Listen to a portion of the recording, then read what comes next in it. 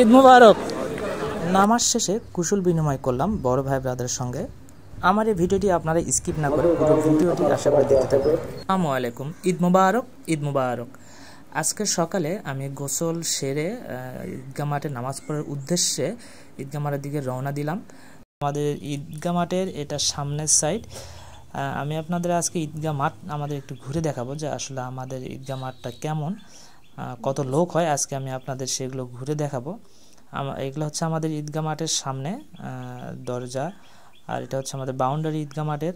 তো আমি একটু আপনাদের জাস্ট একটু ঘুরে দেখানোর চেষ্টা করব যে আসলে আমাদের ঈদগাহ মাঠটা কত বড় বা কত লোক হয় আজকে। তো এটা হচ্ছে আমাদের ঈদগাহ মাঠের আরেক পাশ, আর এটা হচ্ছে বিল্ডিংটা দেখতে পাচ্ছেন, এটা হচ্ছে আমাদের ডিগ্রি মাদ্রাসা। ডিগ্রি মাদ্রাসার পাশে আমাদের ঈদগাহ মাঠ এবং জামে মসজিদ সব একত্রে এক জায়গাতেই। তো বিসমিল্লাহ বলে আমি ঈদগাহ মাঠে প্রবেশ করলাম। এখন দেখতে পাচ্ছেন আপনারা পুরো ঈদগাহ মাঠ ফাঁকা, কোনো লোক নেই, কারণ আমাদের ঈদগাহ মাঠের জামাত অনুষ্ঠিত হবে 9টায়। কিন্তু আমি একদম অনেক সকালে চলে আসছি। আমি সকাল 7টার দিকেই 7:30টার দিকে আমি ঈদগাহ মাঠে আসছি, যার কারণে একটু অনেক কম লোক আছে। এখন দেখতেন পুরো মাঠ ফাঁকা, কিন্তু একটু পরে দেখবেন যে পুরো মাঠ একদম ভরপুর হয়ে গেছে। গ্রামের সমস্ত মানুষ কিন্তু আমাদের এই ঈদগাহ মাঠে এসে নামাজ পড়ে।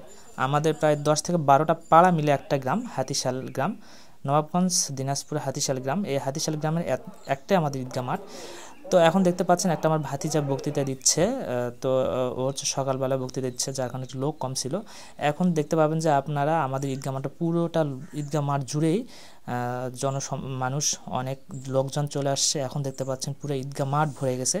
একটু আগে দেখতেছিলেন যে পুরো ঈদগাহ ফাঁকা ছিল, এখন দেখেন কিন্তু পুরো ঈদগাহ মুসলিমে একদম ভরপুর হয়ে গেছে। মানে পুরো গ্রামের মানুষ চলে আসছে, এতই লোক এখানে। তো যাই হোক, এরকম ঈদগাহ মাঠে এত মানুষের সঙ্গে নামাজ পড়তে অনেক ভালো লাগে, অনেক আনন্দ লাগে, ভিতরে অনেক অনেক খুশি লাগতেছিল।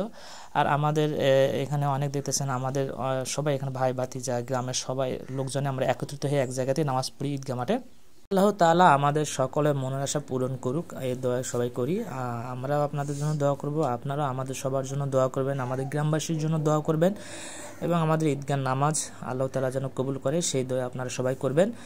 তো যাই হোক, আমাদের এখন ইমাম সাহেব বক্তৃতা দিচ্ছে, তারপরে আর একটু পরে আমাদের নামাজ শুরু হয়ে যাবে। তারপরে আমরা আপনার শেষেটি দেখাবো। আমি দেখেন নামাজ কিন্তু আমাদের অলরেডি শেষ হয়ে গেছে, এখন সবাই বের হয়ে চলে যাচ্ছে, আস্তে আস্তে সবাই ঈদে মোলাকাত করে চলে যাচ্ছে। তো এখানে আমিও যাচ্ছি। তারপরে দেখেন যে একটা ভাই ব্রাদার সে আসছে আমার সাথে দেখা করতে, আমিও দেখা করলাম। দেখা করে তার সঙ্গে বেশ গল্প সল্প একটু করলাম, ভালো লাগলো। আর অনেকে বের হয়ে যাচ্ছে, সেগুলো আমরা দেখতেছি। তাতে আরেকজন আসছে আমাদের গ্রামেরই, আমারও, তো সেও আসছে, তার সঙ্গে কথা বলতেছি। তো আসলে আর একটু আপনাদের ঘুরে দেখাচ্ছি পুরো ঈদগাহ মাঠটাই, যে আসলে কে কীভাবে বের হয়ে যাচ্ছে নামাজের পর। সবাই মনে খুশি এবং হাসি উজ্জ্বল নিয়ে মাঠ থেকে চলে যাচ্ছে। তো তাদের দেখেন কিন্তু আরেকজন আমার আসছে, বড় ভাই, আমার প্রাণপ্রিয়, সে হচ্ছে, তার সঙ্গে আমি সবসময় একর সঙ্গে বেশি থাকি আমরা। তো সেও খুশি, আমিও খুশি, তার সঙ্গে মোলাকাত করলাম। করার পর আমি চলে যাচ্ছি। দেখেন আমার কিন্তু দেখতে পাচ্ছেন আমাদের যে মুরব্বী, উনি আমার আব্বা, উনি সবার শেষে বের হয়ে যাচ্ছে। তো আমিও আব্বার সঙ্গে বের হয়ে বাসার দিকে রওনা দিচ্ছি ঈদগাহ মাঠ থেকে। তো যাই হোক, ঈদগাহ মাঠে আমরা একসঙ্গে নামাজ পড়লাম, নামাজ পড়ার পরে এখন বাসার দিকে চলে যাব। এটা আমাদের ঈদগাহ বাহিরের সাইড। তো এখন সবাই চলে যাব, সবাই আমাদের জন্য দোয়া করবেন, আমরাও আপনাদের জন্য দোয়া করব, আর আপনারা আমার আব্বা আমার জন্য দোয়া করবেন। এখন যেখানে দেখতে পাচ্ছেন সে আমার আব্বা, তার জন্য আপনারা দোয়া করবেন।